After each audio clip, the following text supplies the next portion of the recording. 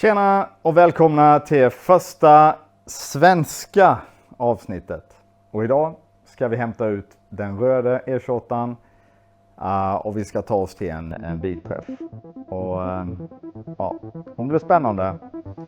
Inte minst sagt längs vägen. Kör vi.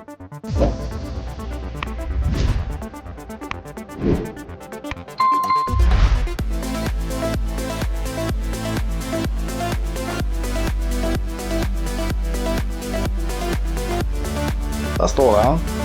Vinterförvarad hos Scandium Bil i Lagan. Jag rekommenderar att gå in och kika på deras hemsida om ni söker transportbilar eller andra yrkesfordon framförallt. Väldigt hög standard på allt de säljer. Och här har jag stått tryckt hela vintern i deras lilla museum.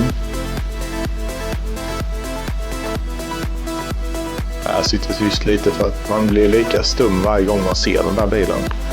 Ja, nej. Även om man har sett den live så många gånger och följt med hela utvecklingen av den så kan man inte låta bli att bli förvånad. Ja. Nej, det är lätt att bli det. Man behöver ha en vinter där man inte ser den så mycket och sen så får lite reunion på vårkanten, så då uppskattar man den bättre också, framförallt när den kommer ut i solen. Det är ju något helt annat än när den står inne i lokal. Den färgen är ju makalös om du frågar mig.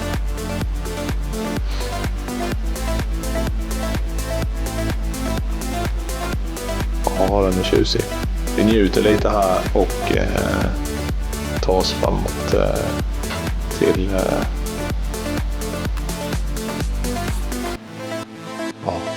härligt. Nej, jag vet inte vad jag säger. Jag blir alldeles ställd.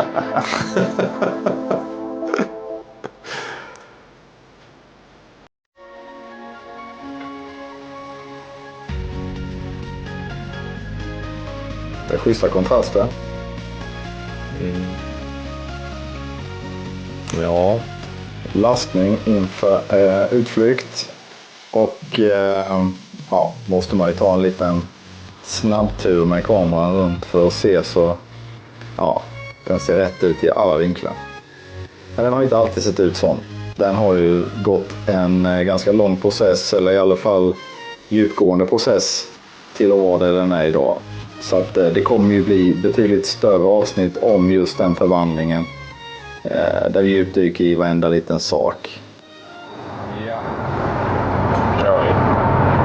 Ja, är vi på väg igen. Någon annanstans mot vad vi har varit innan, men det vet ju klart inte nej. Helt annanstans. Vart är vi på väg då? Schmidman, Kungsbacka. Ja, fan vad kul. Vad händer där? Nej, en utställning, BMW-träff. Ja, Schmidman drar ihop varje år någon form av get-together för framförallt BMW-entusiaster, snygga byggen. Ja, så det är lite utställning och lite mingel och rabatterade delar och lite sånt där. Ja, det blir spännande. Vi har ju varit där innan, men då med en annan bil. Ja, där var vi där med en Laxsilver Metallic 535i som var byggd som en Hutke Tribute. Ja.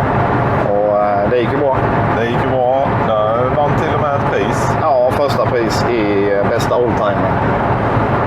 Så vi får väl se hur det går idag. Ja, det finns ju goda förutsättningar, men det är också väldigt mycket andra otroligt fina bilar.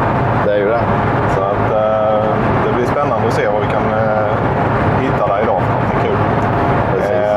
Men ni får hänga med på den turen. Och vi har bestämt oss för att göra ett avsnitt på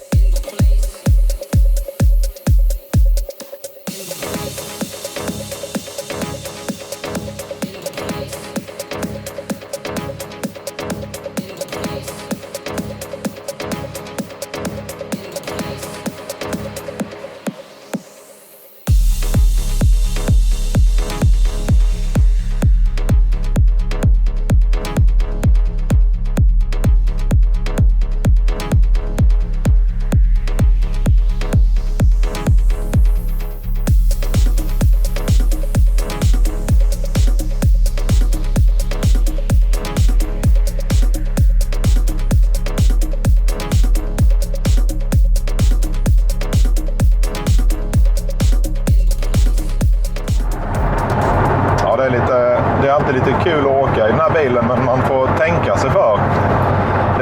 Som ni ser så är det är ganska vitt här. Vad är det för bil vi åker egentligen? Det här är en M535i från 1985 som genomgick en total renovering kan man väl säga under vintern. Vad fasen var det? Vintern 23-24 var det ju. Så det var ju tomt skal när jag började med den och vit i grund och botten. Blå matta, blå tyginredning. Och nu är det ju då lite förändrat. Den är lackad i cinnoberråt. BMWs, i mitt tycke, snyggaste röda färg. En färg som får sjuk energi när solen står i den. Och sen inredningen är uppklädd i BMW Lotus Weiss. Det är alltså då bland det vitaste man kan hitta. Lägger man ett A4-papper på sätet här så är nästan A4-pappret mörkare än klädseln. Och det är ju inte så praktiskt, men det är ju väldigt snyggt. Ja, man får sitta stilla helt enkelt när man har blå jeans på sig. Ja, och man får inte svettas. Nej. Så nu har vi AC i bilen så att det går ju att få ner temperaturerna om man är i riskzonen för att svettas. Men... Ja, det är väldigt snyggt i alla fall och det blir otroliga kontraster när man står utanför och tittar det vita mot det röda. Ja. Så att det är väldigt trevligt. Det finns väldigt mycket detaljer. Flera av er har säkert sett den här bilen tidigare, men det kommer mer film om den, mer ingående. Inte minst idag kommer det ju filmas en del från träffen, antar jag. Ja, precis. Och det finns ju ett helt avsnitt om den här bilen på Motornörden. Ja, Motornörden, precis. Så att, det finns mycket att titta på om man vill. Vi kommer tillbaka med mer just om den här bilen också. Absolut.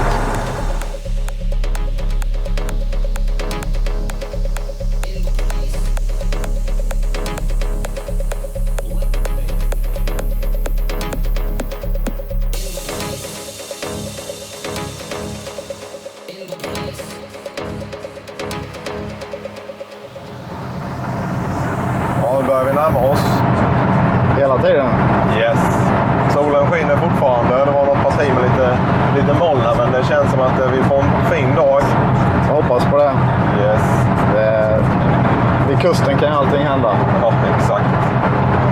Passerar snart Varberg och då är det inte långt kvar, så det är spännande att se vad man får för placering på bil och så vidare. Det är alltid sånt som är lite kul när man åker mobilträffar. Jajamän. Kan hamna på undantaget någonstans, kanske bakom en byggnad eller något. Ja, för fan. Ja, det är härliga vägar som ni har sett. Fantastiskt område där mellan Ljungby och Halmstad. Man kör trevligt att åka. Många tummen upp från bilar vi passerar. Ja, det är det. Det är alltid roligt. Folk som uppskattar det här. Ja, nu så. Då har vi äntrat Fjärås här. Ja, nu är vi på plats. Ska vi bara ta oss in? Jajamän. Vi se. Det finns plats för oss. I god tid.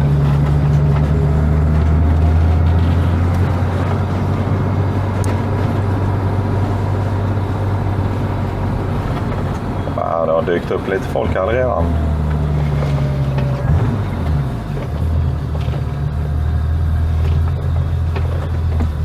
Har vi en alpin där med. Trevligt. Ja.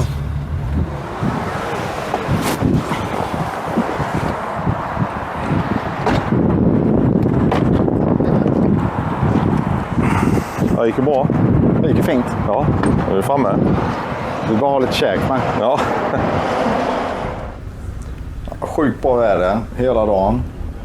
Ja, det var en liten bit på vägen upp som det mulnade till. Men annars så sprack det upp och blev klarblå himmel. Och det kunde knappt blivit bättre. Nej, vi har tur med riktigt fin vårdag. Ja. Verkligen. Och detta är ju då 1 maj och det är ju ett stående datum för den här träffen hos Schmidman då i Göteborg, Kungsbacka. Vi kollade ju, vi var där senast 2022. Ja, precis. Och då var det ju inte alls lika mycket bilar som det var nu, så nu har ju vuxit, verkar det som. Ja.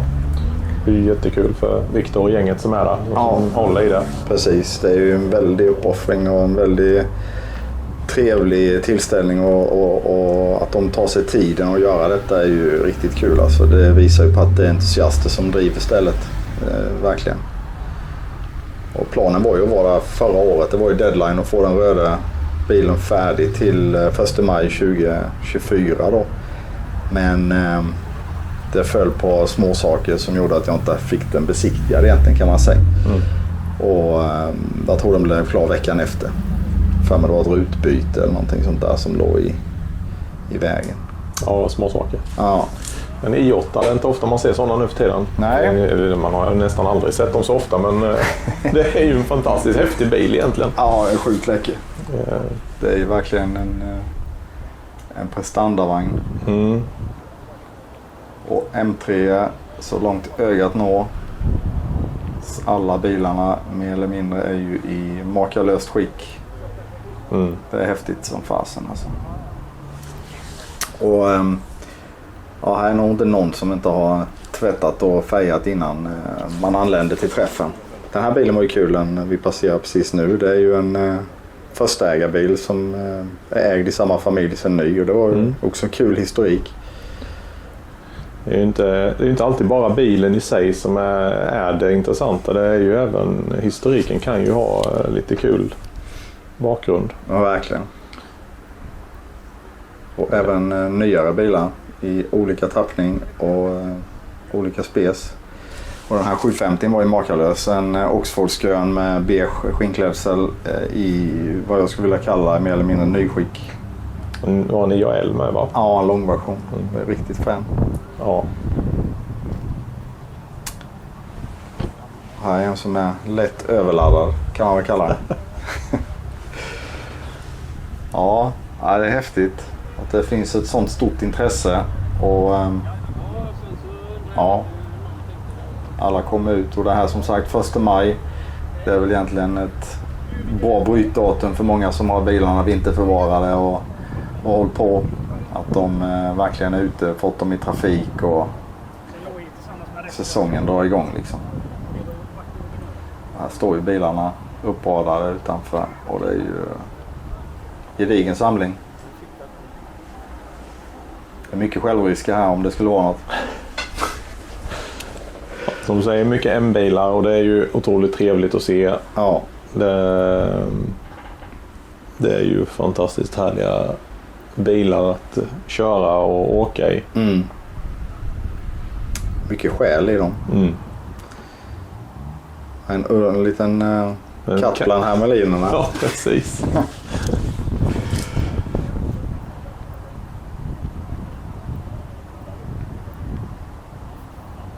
Jag har faktiskt ett minne från en BMW Cup-tävling där jag körde en sån just i den färgen upp till Mantorp ett år. Just det. GT86.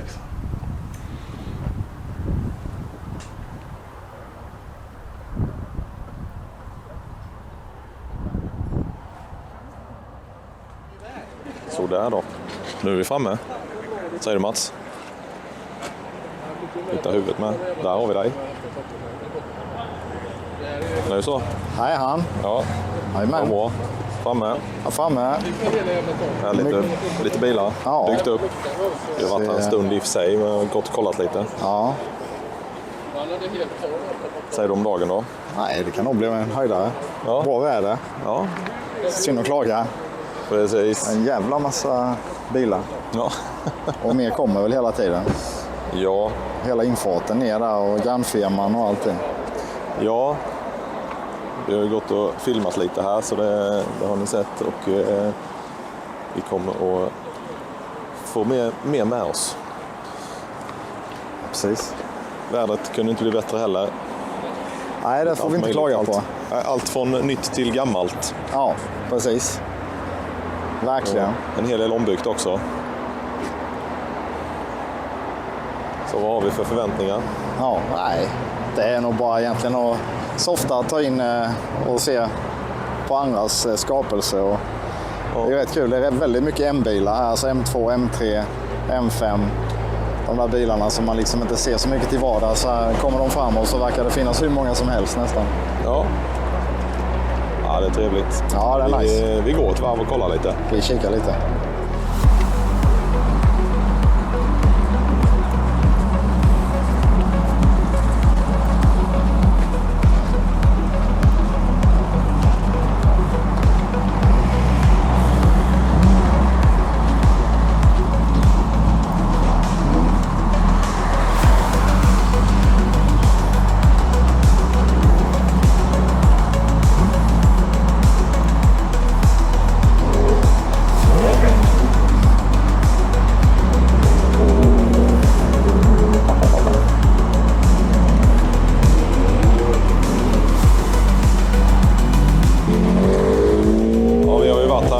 Något år tidigare och då var det inte alls lika mycket bilar och folk här. Det var man utökat till med grannparkeringen. Det börjar bli full. Ja, precis.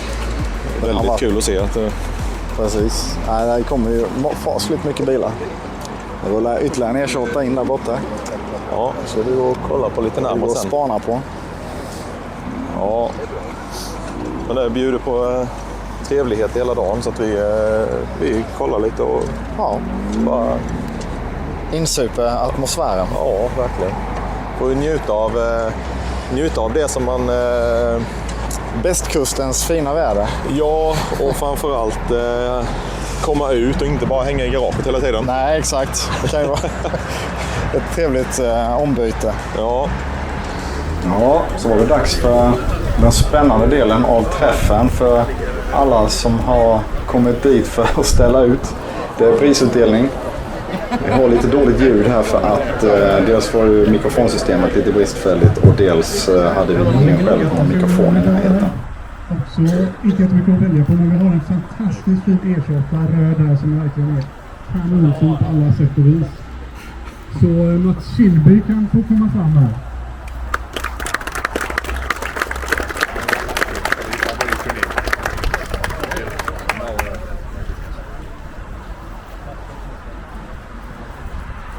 Du kan stå kvar här för att det blir nämligen så att bästa puts kommer vi inte med och ger det till någon annan alltså, än dig. För hur bilen är alltså, den är otroligt fin verkligen.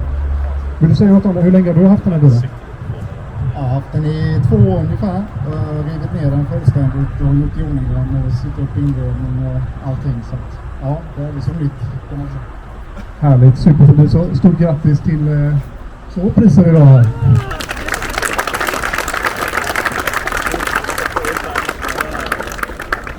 Ja, då kommer vi till det sista. Det absolut finaste priset vi har. Ja, gick det bra eller? Ja, det gick rätt bra. Det var sitt glas med oss hem. Ja, precis. Jag dricker bubbel i dem. Ja, det är kul. Grattis. Ja, tack så hemskt mycket. Ja, det var skoj. Bästa oldtimer och bästa puts. Bästa puts och bästa oldtimer. Ja. Det är ju rätt sjukt med den här samlingen bilar som är här. Ja, verkligen. Det är ju enormt mycket fina bilar. Så ja. Men så det var ju oväntat och uppskattat samtidigt. Ja, jätteroligt. Det var, ja. Helt ärligt, här är ju egentligen det ena priset kan jag ju ta ära för, men det andra priset, Tim, det får nästan du ta på dig för. Putsa på bilen, det är, ja, det finner du mer glädje i än vad jag gör. Ja, det är rätt kul faktiskt. Tackar. Ja. Ja, vi gnodde ju lite dagen innan. Ja, visst. Nej, så det var riktigt häftigt alltså. Så det var lyckat. Kul. Ja, då är vi på väg hemåt igen. Så är det. Och summering av dagen. Ja, det kunde ju knappt gå bättre, eller? Nej, det får jag väl hålla med om. Ja. Plocka hem 2 första priser i bästa oldtimer och bästa puts. Ja. Det är fantastiskt roligt. Precis. Verkligen. Så att vi åker hem inte bara med ett leende på läpparna för att det är en trevlig bil att åka i. Att det faktiskt gav lite utdelning. Det var kul med uppskattningen. Så är det. Och vi får väl tacka alla som varit fram och pratat och verkligen hejat på och gratulerat. Exakt. Ja, och tack till alla som följer kanalen. Ja, verkligen. Alltså det är jättekul. Så kan komma upp med nästa bygge om, vad blir det, ett år ungefär? Ja. Om den finns kvar då. Precis. Ja, nu tar vi de här 2 timmarna hem och smälter här i bilen helt enkelt. Ja, så är det. Så På att ses igen. vi snart igen. Det gör vi. Hej. Hej! Ja, Ja, hur gick det nu då? det gick ju bra på träffen, har jag för mig. Ja, det gick ju jättebra. Vi är väldigt nöjda. Ja. Det var ju fin omgivning här också. Liksom. Ja. Visst, var är vi någonstans? Ska du berätta lite var vi befinner oss i den här fantastiska naturen, omgivningen? Ja, vi är ju i Varberg idag, så vi har kommit nästan 2 mil. Ja. Och sen bara dog den. Den är död alltså. Den är död alltså. Så någonting har ju beslutat sig för att det inte fungerar idag då. Så det var väl tur att vi kom dit och ja, lyckades med den biten. Så nu har vi en polare med bilsläp som är på väg. Så vi får hem den och kan felsöka vad det kan vara för någonting. Shit happens kan man säga. Ja. Men det är ju en del av bilhobbyn också. Men, är det? det är ju inte första gången man har blivit stående ut med vägkanten. Och om jag minns det rätt så sist vi var på träff med denna så blev vi stående med. Så är det. Och det är ju alltid en gambling. När man har haft allting nere på skruv- och mutternivå och sen sätter man ihop det.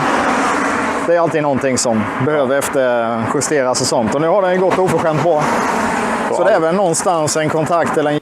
Ja, och där kom vi ju på att vi ska ladda de här trådlösa mickarna med emellanåt. Ja, det var mer än bilen som dog där med vägkanten. Precis. Och här kommer hjälten. Ja, Jörgen han gjorde vår dag. Det var skönt att Att han hade möjlighet. Ja, verkligen. Vilken tur. Ja, rätt körkort, rätt släp. Allt sammans bara stämde. Så vi kunde till och med dra det lagligt. Och det är ju en ny erfarenhet. Så nej, det var riktigt bra under omständigheterna. Men det är inte mycket man kan göra ut med vägkanten när det bara dör. Det inser man ju. Speciellt när man inte har med några juicepaket i bagaget. Det är ju liksom så. Ja, det var en intressant upplevelse. Ja. Och det var ju ren tur för den dog ju faktiskt. Vi skulle ju svänga av. Ja, vi skulle käka här nere och den dog på avfartsrampen. Ja, så vi kunde ju rulla precis dit så vi kom till den här busshållplatsen. Så att det var ju riktigt tur. Tänk om det hade inte varit kul om jag stannat på E4. Nej, det är E6 då. Eller E6, precis. Nej, för det står där med vägkanten och blev påkörd bakifrån av en lastbil eller någonting. Då hade det varit inte skoj. Men nu gick det vägen och dagen avlöpte. Vi kom hem och där började då nästa etapp. Ja, så slutade den träffen. Och vi kommer ju visa betydligt mer om den här bilen. Men som ni förstod så är det ju betydligt fler träffar på gång. Och den kan ju inte bara stå här som en död sill liksom. Vi måste ju få liv i den. Så jag har faktiskt testat en ganska kul grej den här gången. Och det är bara för att se om AI kan hjälpa till. Så jag har faktiskt skrivit ut ett felsökningsschema. Vad som händer när du inte har någon gnista på en sån här. Så jag tänkte faktiskt att jag skulle köra igenom det. Och se ifall det är någonting som man kan faktiskt lita på. Nu bygger ju det här på 8 miljoner användare på eller något. Och det är klart att något rätt ska de väl ha. Så vi testar det. Så jag tänkte faktiskt att jag skulle köra igenom det här steg för steg. Så får vi se om det är någonting. Så fort bilen går, så fort bilen funkar och vi har lite bättre väder, så ska jag ta och köra en riktig walkaround på den här bilen och visa upp exakt vad som är gjort i detalj. Så ni får en uppfattning av hur grundligt renoverad den här bilen är. För det här är nästan lite överdrivet. Men ja, någon gång ska man väl göra det, eller? Ja, kör vi. Okej. Första punkten är som så att om man nu inte har en gnista på Motronic 1, där jag antar att det är Motronic 1 på de här gamla bilarna, med tändspolens pluspol med tändningen på. Ja, testa alla det. det är 12 volt. Jordfel vid ventilkåpan, vanligt fel står det. Ja, det ska ju mycket till att den bara ska helt plötsligt sluta jorda. Från 0 till 100. Kolla jordflätan då. Den sitter ju där i alla fall. Vevaxelgivaren. Den kan vi prova att mäta. Se så att den har den impedansen den ska ha. 540 till 1200 ohm. Jag har 500 ligger runt 900. Är det ingen signal så ger det ingen tändning. När jag har följt de här kablarna upp här till kontakterna här så får jag ju det i alla fall till att det är denna som är till triggern. Det här är ju ingenting man kan laga befintlig sensor ifall det skulle vara så, utan då är det ju bara att finna sig att man behöver byta ut den. Så. Där har vi kontakten. Då ska vi hitta lite ohmmätning på dem. Jag sa att det ska ligga runt 900 ungefär för att det ska ge en tydlig trigger. Och mäter man då mellan den och den så är det ingenting. Och det är ingenting. Då mäter vi mellan den och den. Ja, 988. Och den. Ingenting. Ja, då ska vi jämföra med en ny. Tada, en ny givare. Då lägger vi den så att vi inte påverkar den. Jag ska väl inte ge någonting om den inte får en passerande last. Men vi ska se här. Då hade vi den på det hållet. Och då hade vi mellan den mittre pinnen och den hade vi 900. Ska vi se. Det är samma. Ja, den ger ju faktiskt exakt samma värden som den som sitter där. För säkerhets skull testar vi även den andra givaren, för det kan ju vara att man har följt fel upp här. Så. 900. Och inget. Så långt så verkar de ju faktiskt friska. Det var ju synd. För säkerhets skull så ska jag också testa så att den verkligen inte startar nu när den har stått och har surat ihop en vecka.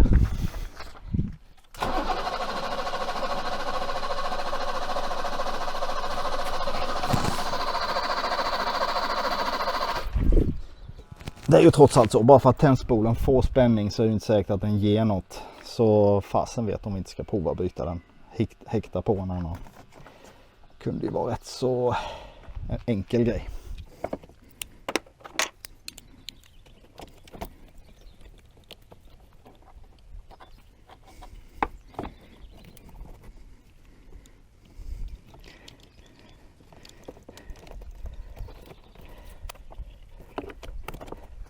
Ja, testar vi igen.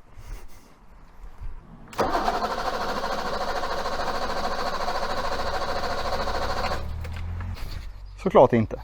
Här är en ganska nyttig sak att veta. Om man nu tar tändstift för att se om vi har någon gnista eller inte. Stoppa i den. Lägger den här.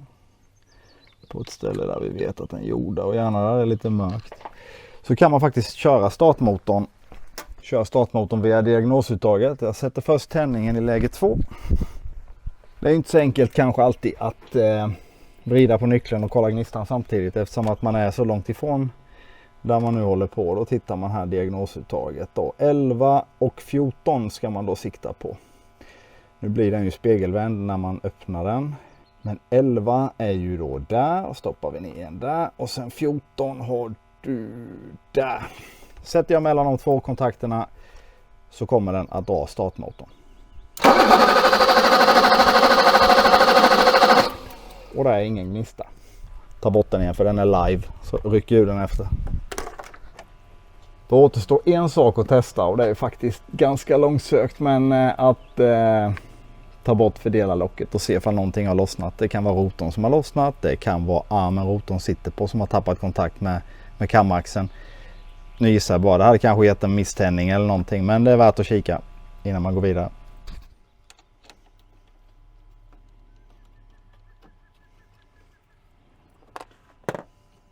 (32) Vänstergänget.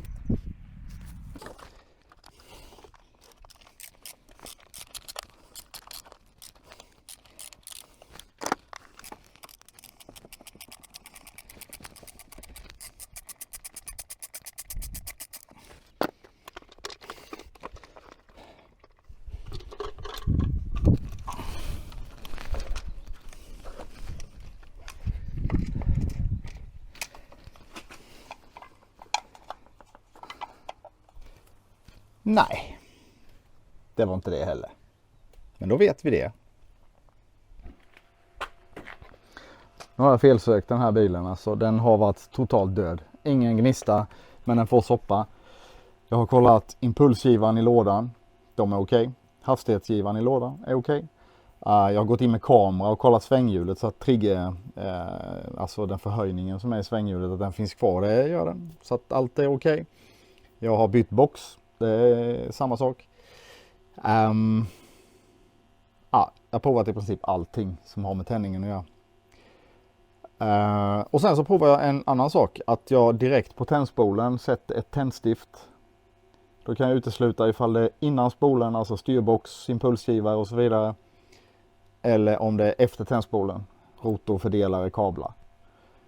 Och där var gnista. Så spolen ger ju ut till fördelarlocket. Det är ett nytt fördelarlock, ny rotor. Man misstänker ingenting. Nu har jag satt i ett gammalt fördelarlock, ett gammal rotor som jag bytte ut för att allt skulle vara så. Och sen har jag kopplat starten till diagnosuttaget. Man kan ju fjärrstyra starten därifrån så man kan felsöka här fram. Då håller vi tummarna.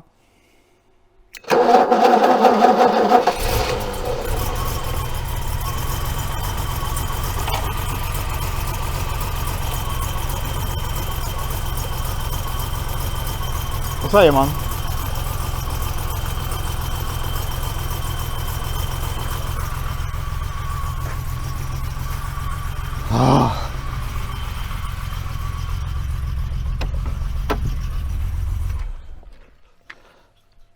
Så är det när man ska vara duktig och byta ut saker som fungerar. If it ain't broken, don't fix it, säger man ju. Så ett gammalt fördelarlock som fungerar, det behöver inte betyda att ett nytt är bättre. Det är ju väldigt klart och tydligt.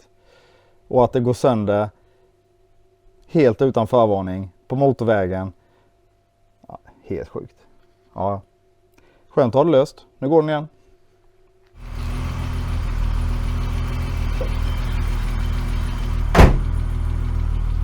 Ja. Ja, det var ju det här. Det var det här, ja. Nu går den igen. Och så kan vi ju sikta på nya träffar då. Ja. Totala skörden på Schmidman är ju imponerande och vi tackar ju Viktor och hela gänget uppe i Kungsbacka för att de anordnar detta och det är helt kul. Oavsett om man vinner något eller inte. Precis, vi kommer tillbaka. Vi kommer tillbaka. Det finns ju fler bilar. Det finns fler bilar att vaska fram, ja. I gömmorna. Ja. Så att, men vi är ju otroligt ödmjuka och tacksamma för det här. Ja. Och det är jättekul. Och återigen den här, alla som har hejat på och tummar upp och allt när man är ute och åker. Skitnice. Ja. Så in och gilla, kommentera, skriv vad ni känner och tycker. Och så ses vi i nästa avsnitt. Då blir det kanske inte på svenska, men det kommer fortsätta med alpinabygget. Och ja, hoppas det kommer slutsputten här nu i de sista veckorna. Att den kommer ut på vägarna igen i sommar. Ja. Hoppas på bättre väder då. Inte... Nej, precis. Det har ju lite vänt. Sommaren tog ju slut här nu. Ja. Häromdagen. Precis. Ja. Ha det gött alla. Tack så mycket för att ni tittar. Amen. Ha det bra. Hej. Hej.